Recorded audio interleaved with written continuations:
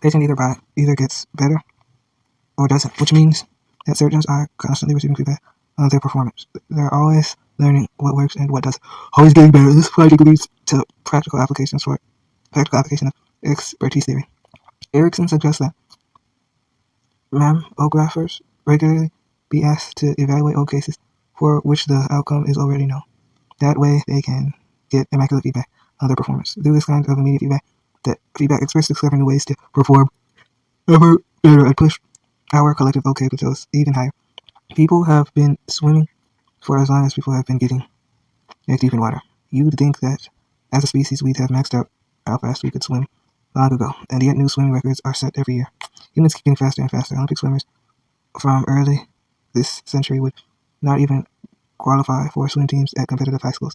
Notes Erickson, likewise, the gold medal performance at the original Olympic marathon is regularly attained by amateurs just to qualify as a participant in the Boston Marathon. And the same is true not just for athletic pursuits, but for virtually every field. The 19th century philosopher Joshua Foer claimed that nobody can obtain to proficiency in the science of mathematics by the method his Erudition knows unless he devotes to its study 30 or 40 years. Today, the entire body of mathematics known to beckon is now acquired by your average high school junior. There's no reason to think that the most talented athletes live today possess that much more innate talent than the most talented athletes of the past.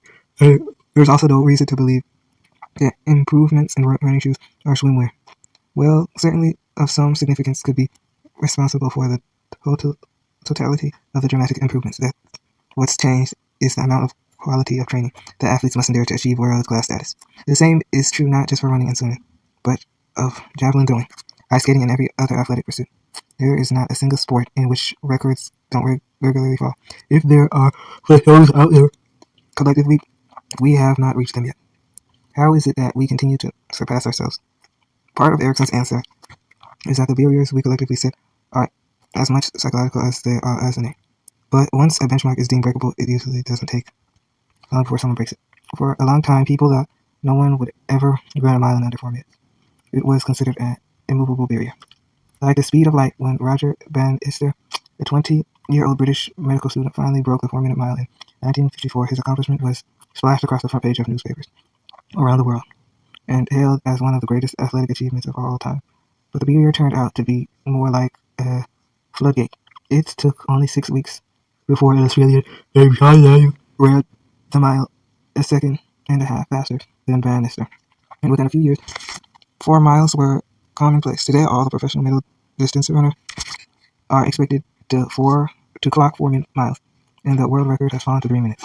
43.13 seconds at the World Memory Championship. At least half of the existing world records fall each year. Instead of thinking of enhancing my memory as analogs to stretching my height or improving my vision or tweaking some other fundamental attribute of my body, Erickson encouraged me to think of it more like improving a skill, more like learning to play an instrument. We usually think about our memory as a single monolithic thing. It's not. Memory is more like a collection of independent modules and systems, each relying on its own network of neurons. Some people have good memories for numbers, but always forgetting words. Some people remember names, but not to-do lists.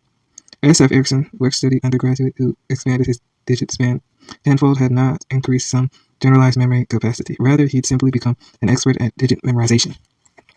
When he tried to memorize lists of random consonants, he could still only remember about 7 of them.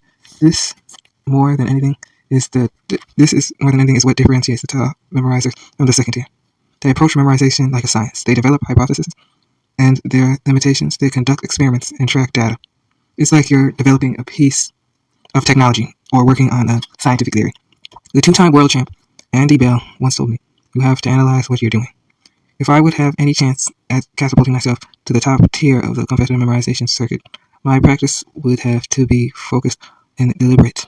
That meant I needed to collect data and analyze it for feedback, and that meant this whole operation was about to get ratcheted up.